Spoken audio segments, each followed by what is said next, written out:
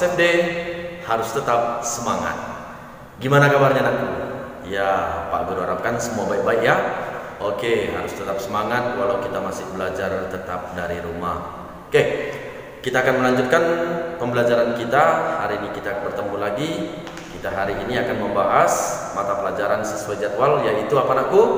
Iya benar, IPA. Nah, anakku, minggu semalam sudah kita bahas bahwa tumbuhan itu dapat berkembang biak secara generatif, bisa secara alami, dan satu lagi secara buatan. Oke, hari ini anakku akan kita tuntaskan materi kita tentang perkembangbiakan tumbuhan secara buatan. Nanti Pak Guru akan jelaskan bagaimana cara-caranya, apa saja jenisnya. Nanti di ujung atau di akhir dari video akan ada kesimpulan yang bisa kalian pegang untuk kehidupan kalian. Nah, makanya saksikan videonya, cermati. Jika ada yang kurang mengerti, bisa tanyakan melalui WA Pak Guru. Oke anakku, semangat!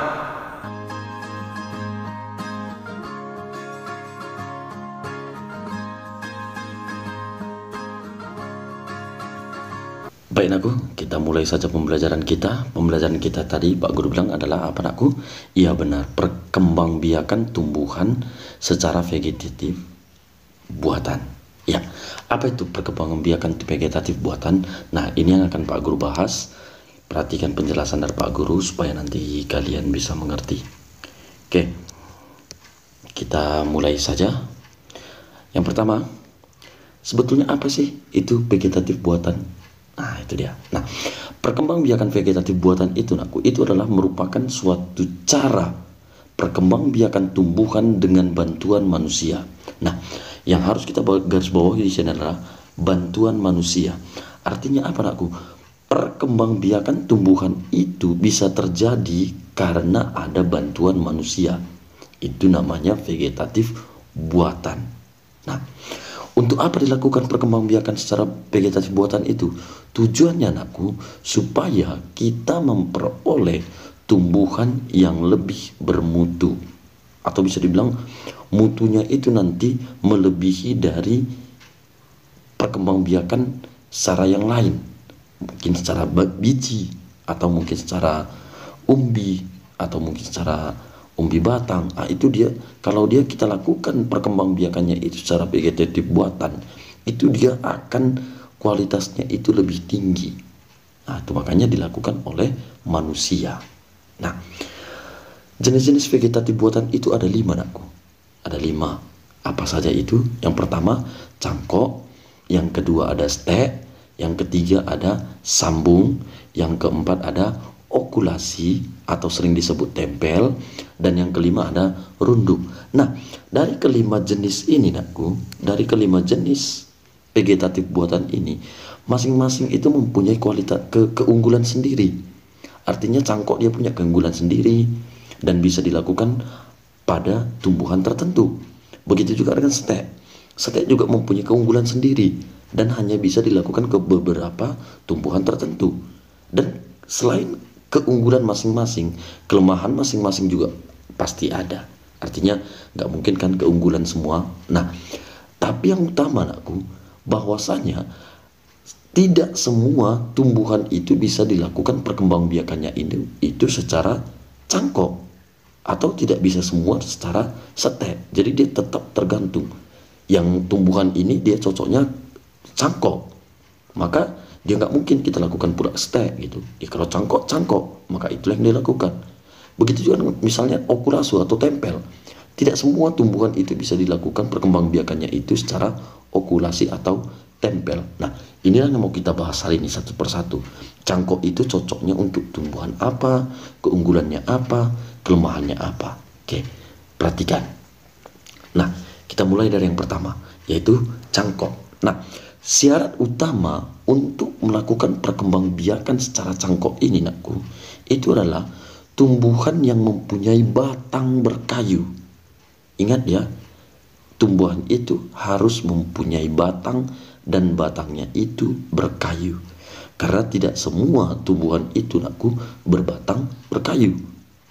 Nah, biasanya anakku, tumbuhan yang berbatang berkayu itu adalah dia biasanya buahnya bisa dimanfaatkan. Nah, jadi bukan maksudnya kalau dia berkayu udah dicangkok, enggak. Tapi buah dari batang itu, buah dari tumbuhan itu biasanya bisa dimanfaatkan. Dan itu biasanya dilakukan kepada tumbuhan apel, mangga, jeruk, rambutan.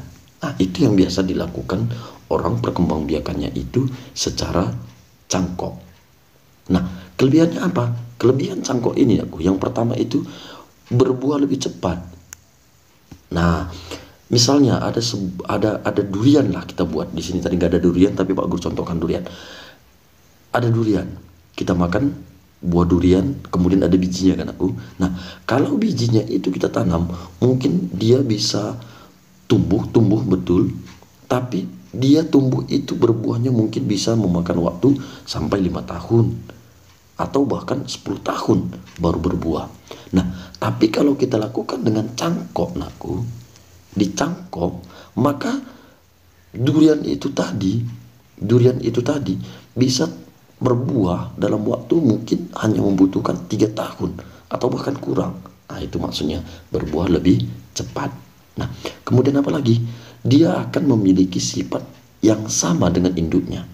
Nah, jadi kalau tadi misalnya apel kita contohkan kembali, kalau apel itu tadi buahnya itu manis dan besar, maka kita cangkok, maka buah apel yang kita hasil dari cangkokan kita itu tadi, buahnya nanti juga besar dan rasanya manis.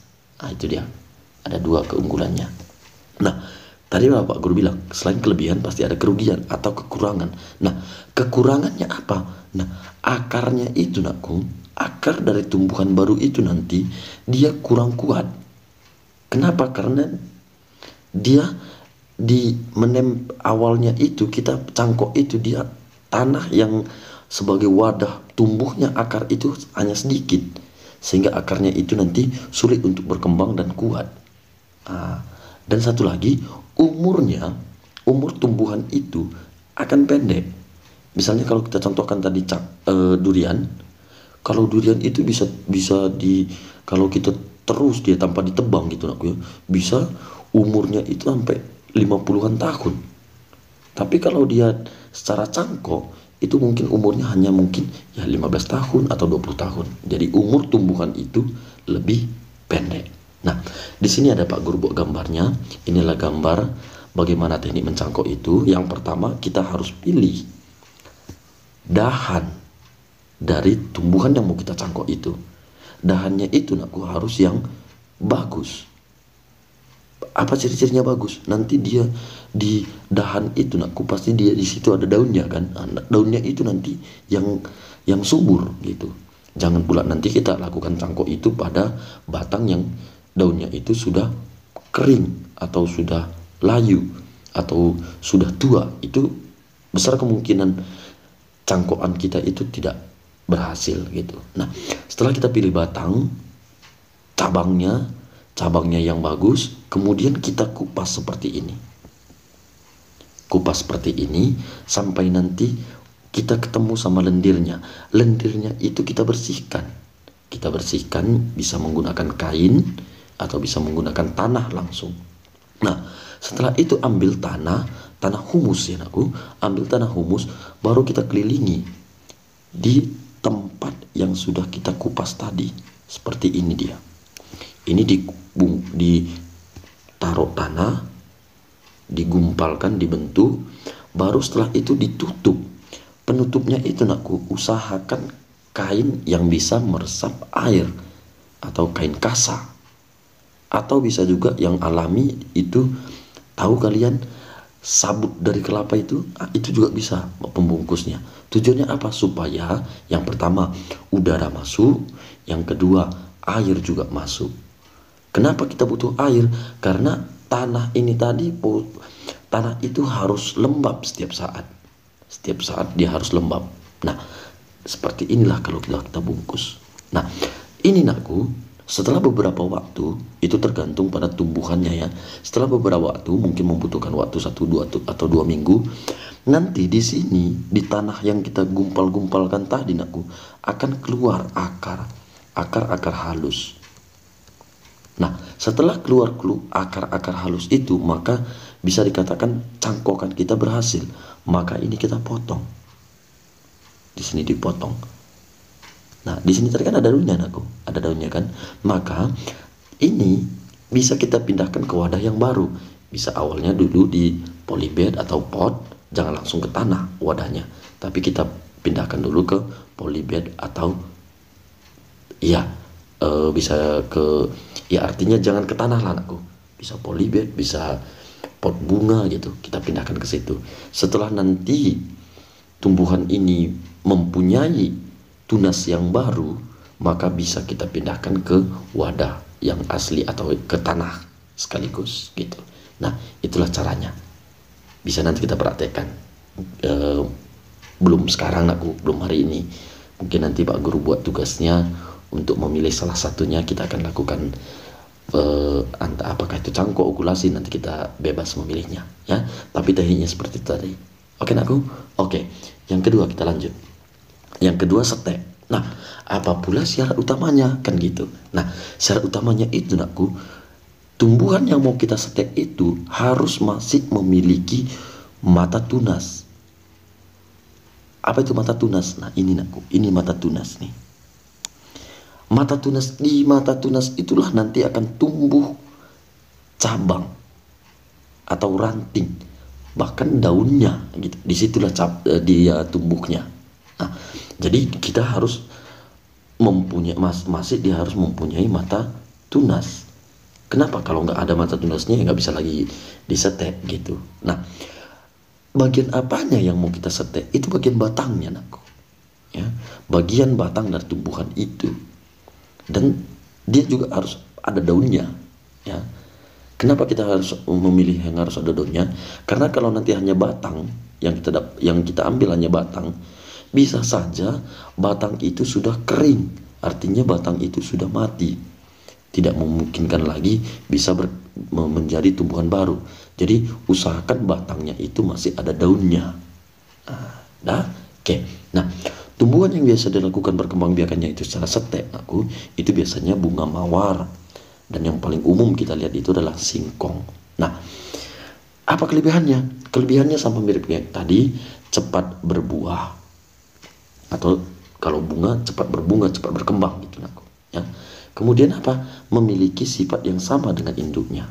Jadi kalau tadi kita setek itu mawar merah, maka hasil dari setekan kita itu juga nanti mawar merah, nggak mungkin mawar putih gitu dia. Jadi sama. Kalau yang kita setek tadi singkongnya itu buahnya besar, maka hasil dari setekan kita itu buahnya juga nanti besar. Nah, itu dia. Kelemahannya apa atau kerugiannya apa?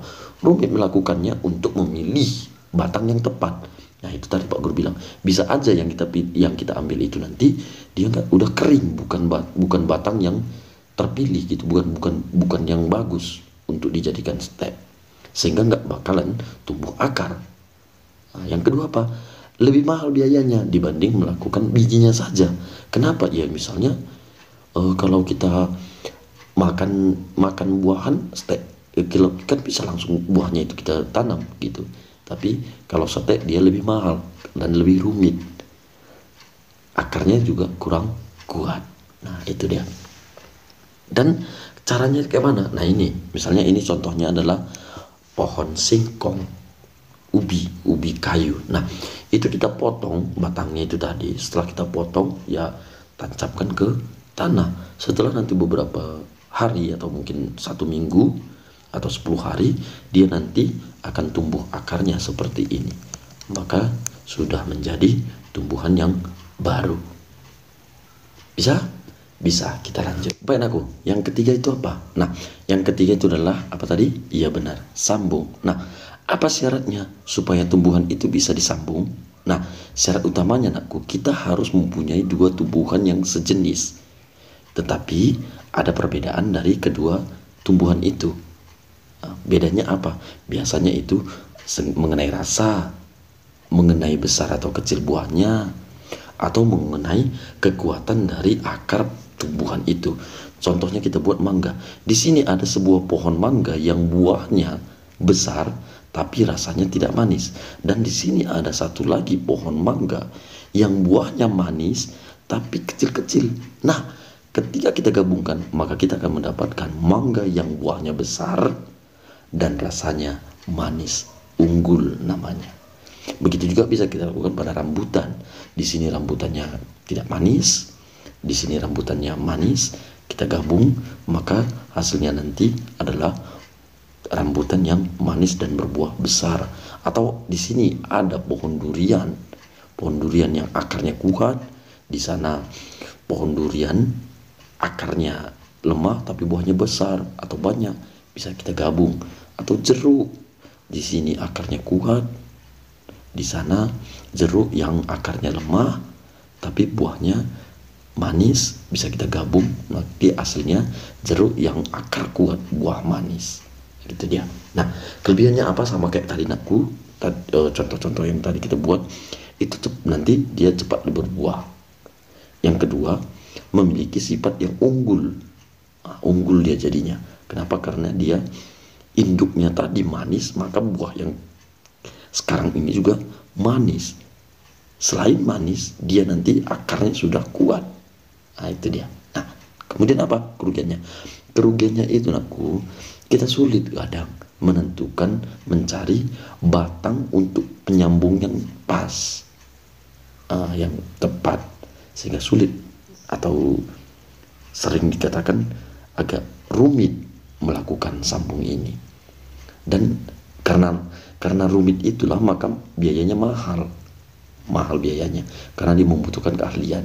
Nah, kalau caranya itu seperti ini pohon yang utama, kemudian pohon utama itu yang akarnya kuat, misalnya kita kikis seperti ini, baru ambil batang yang buahnya besar seperti ini dari atas ya, ini bagian atasnya nanti kita sambungkan, baru kita di sini ikat. Biasanya ini diikat pakai isolasi bening.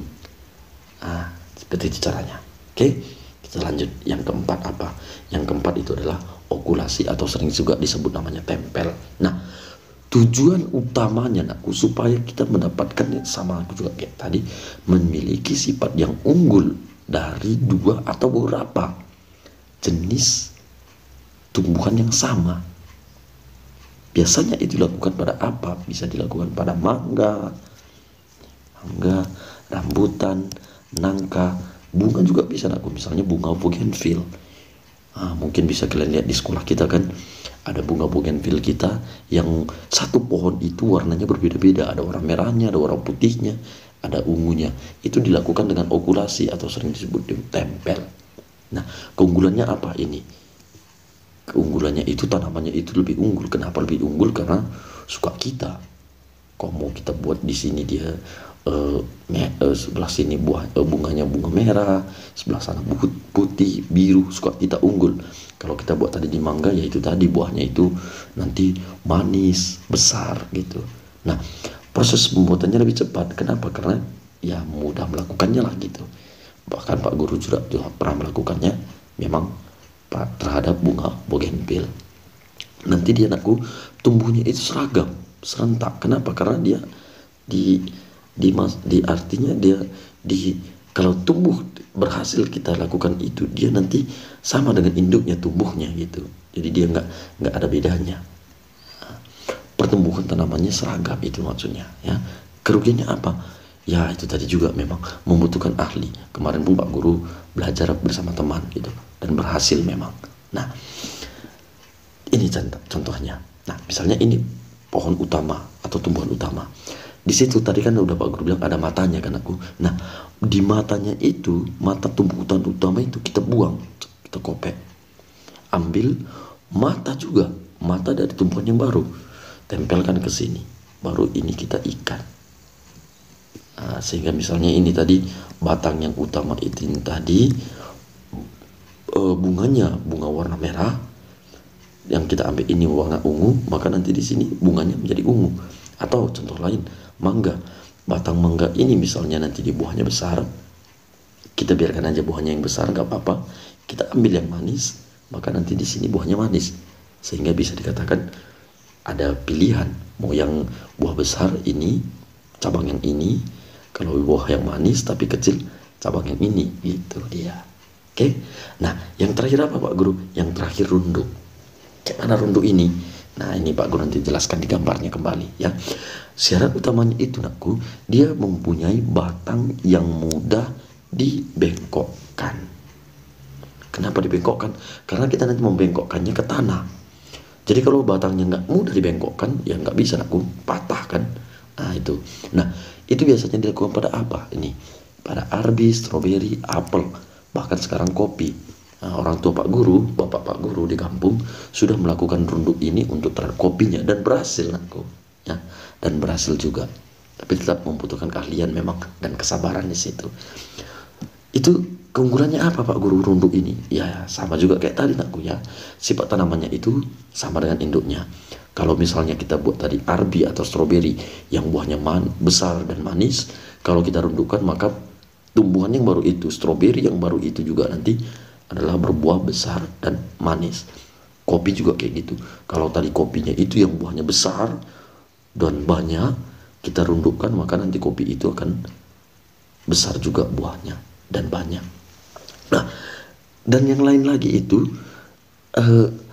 tingkat keberhasilan kita itu mudah atau tinggi pada umumnya kalau sudah kita ikuti prosedurnya gitu ya. Nah, dan bisa dikatakan tumbuhan itu nanti berbuah lebih cepat. Lebih cepat dia. Kerugiannya apa? Nah, ini dia. Tidak banyak bisa kita hasilkan bibit. Kenapa? Karena dari satu pohon tadi mungkin hanya satu dahan yang bisa kita lakukan rundukannya. Kenapa Pak Guru? Karena itu yang paling dekat ke tanah. Yang lain enggak dekat ke tanah, sehingga sulit kita rundukkan. Dan ini nggak bisa dilakukan kepada tumbuhan yang batangnya besar. Kenapa Pak Guru? Ya karena itu tadi sulit untuk membengkokkannya. Nah contohnya ini contohnya. Nah, ini misalnya arbi. Arbi nanti ada cabangnya kan aku yang dekat ke tanah. Nah cabang yang dekat ke tanah itu kita tarik ke tanah. Dah di sini nanti setelah udah menempel dia di tanah, udah terletak di tanah, maka di sini kita tutup pakai tanah yang humus ya, harus yang humus. Nah setelah beberapa minggu, 2 atau 3 minggu, nanti di sini akan tumbuh akar baru sehingga sudah bisa siap untuk dipotong, sehingga kita mendapatkan tumbuhan yang baru. Nah kalau ini misalnya sudah tua, ya udah kita tebang aja sehingga akhirnya kita mendapatkan tumbuhan yang baru. Nah inilah yang dilakukan Pak Guru bilang tadi. Orang tua Pak Guru, bapak Pak Guru di kampung, kopinya sudah tua dan dia biarkan ada cabang yang baru ke bawah, dibiarkannya dan dirundukkannya dan berhasil, sehingga setelah ini tumbuh maka yang tua ini tadi ditebang. Seperti itu dia anakku. Bisa semangat untuk melakukan salah satu.